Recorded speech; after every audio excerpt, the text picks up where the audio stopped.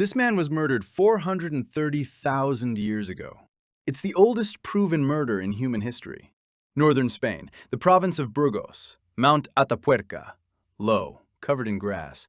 You could drive right past it and never notice.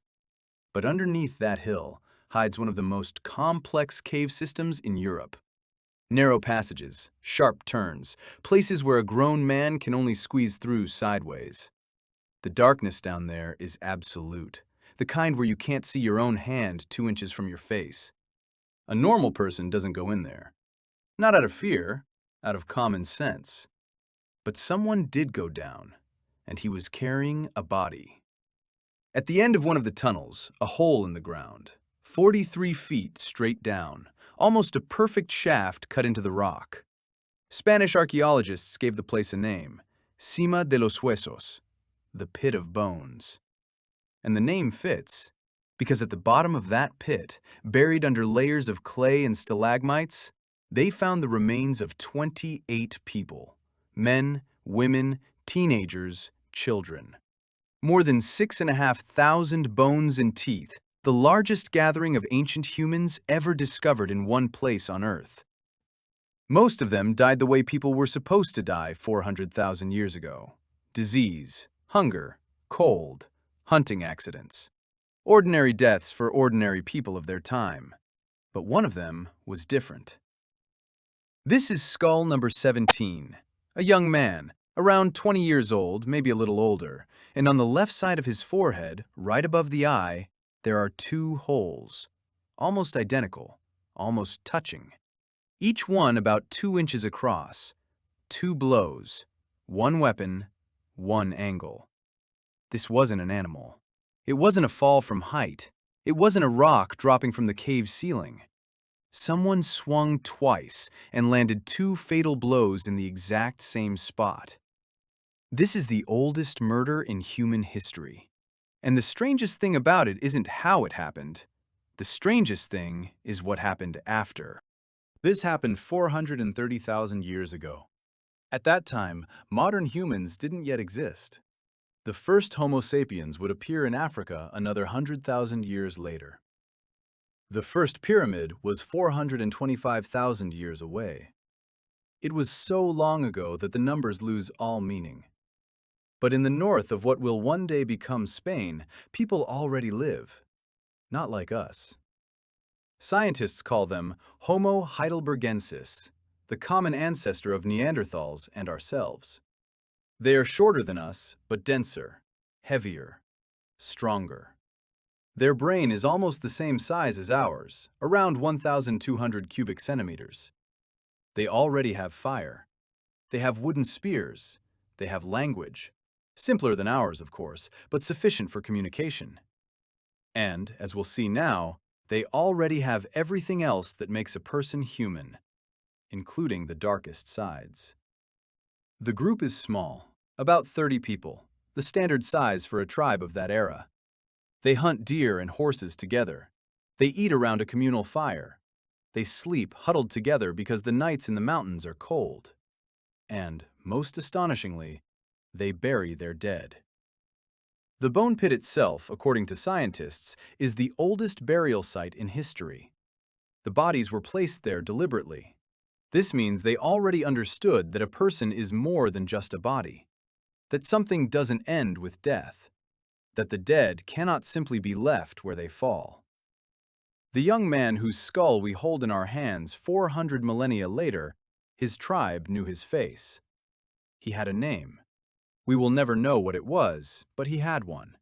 He had a place by the fire. Someone loved him. Someone hunted with him, covered his back, shared meat with him. Someone, perhaps, shared a bed of furs with him. And one of these people he'd known his entire short life, one day picked up a rock or a club and struck him on the forehead, twice. And then he hoisted the body onto his shoulders, carried it through the tunnels in complete darkness, and dropped it into the mine. The question is simple. Who was it? Spanish paleoanthropologists. A team led by a woman named Noemi Sala. They took skull number 17. They assembled it from 52 fragments, literally like a puzzle, piece by piece, bone by bone. It took years. And then they placed the completed skull under a CT scanner, the same machine modern hospitals use to diagnose living patients. What they saw changed everything. First, the two holes were almost identical. Same shape, same size, same depth. This means both blows were inflicted by the same object, not a random stone. Second, the angle of the blows was identical. Both blows were from above and slightly to the left. This means the victim's position did not change between the two blows. He didn't fall, he didn't turn, he didn't even have time to raise his hand to defend himself. Only a few seconds elapsed between the first and second blows.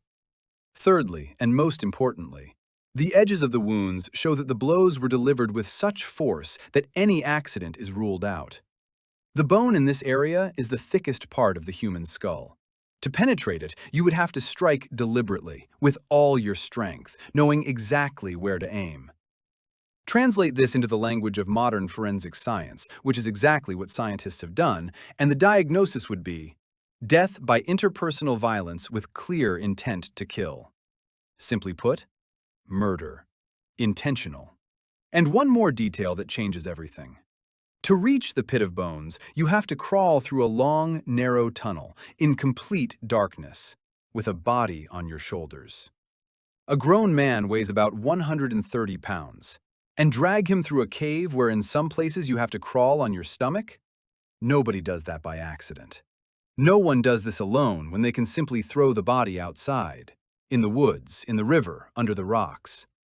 And no one does this if they want the body to be found. It was hidden.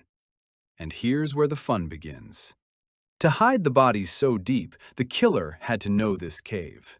Know every turn in the darkness. Know exactly where the floor drops off into the shaft. Know that no one would ever go down there to retrieve the body. Only one of their own could have known. Now we know for sure. The killer was one of their own. So, here's what we know.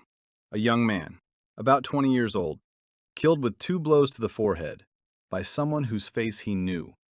By someone who then carried his body through a tunnel and dumped it down a shaft never to be found.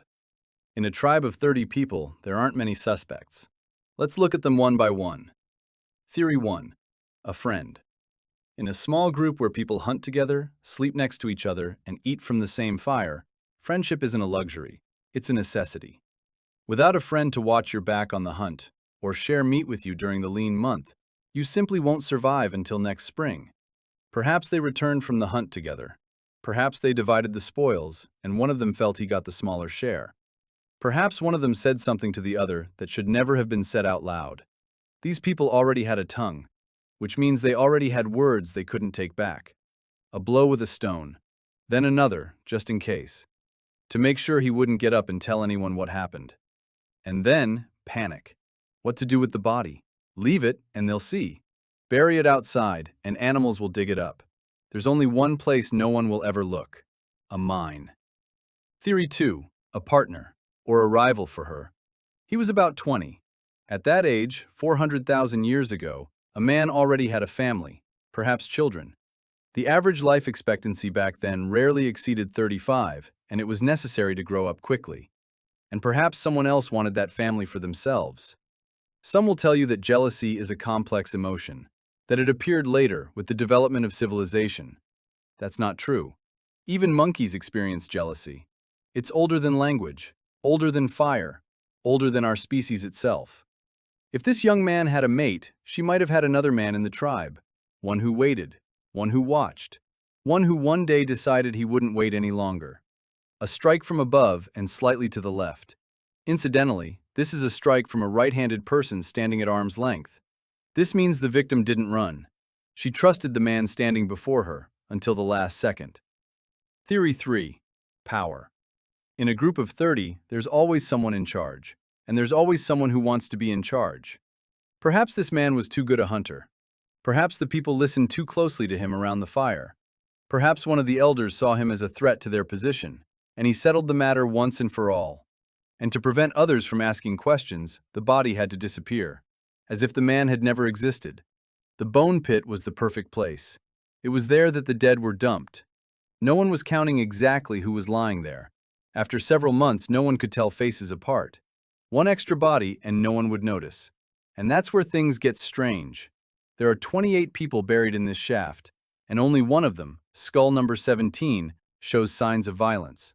All the others died of natural causes and were buried with respect. And he, the same place, but for a different reason. He wasn't buried. He was hidden. Of course, we will never know the killer's name. Too much time has passed. But this young man's story nevertheless tells us something important. Something that changes our perception of ourselves. For a long time, people believed that our distant ancestors were simpler than us, that they lived instinctively, like animals, foraging for food, defending territory, reproducing, and nothing more. That all the complexity of human life, love, jealousy, friendship, betrayal, guilt, emerged much later, when people were already building cities, inventing gods, and writing the first laws. That the soul, if you can call it that, is a late product of civilization. Skull number 17 tells us the exact opposite. 430,000 years ago, long before a single member of our species appeared on this planet, in a small tribe at the foot of a Spanish mountain, the same things happened that happen to people today. Someone quarreled with someone over something stupid. Someone loved someone. Someone held a grudge for years, turning it over in their head by the fire at night. And then one of those people picked up a stone and settled the matter the way people have settled it ever since, all over the world. And then he did something that would give him away hundreds of thousands of years later. He hid the body. He realized he'd done something he shouldn't have. He was afraid of being caught. He didn't want to be seen. And that means he already had what we would call a conscience today. The young man from the cave in Atapuerca and the one who killed him, they were people just like you and me. 430,000 years separate us from them. An eternity in human terms. Thousands of generations, dozens of ice ages. The continents have shifted slightly.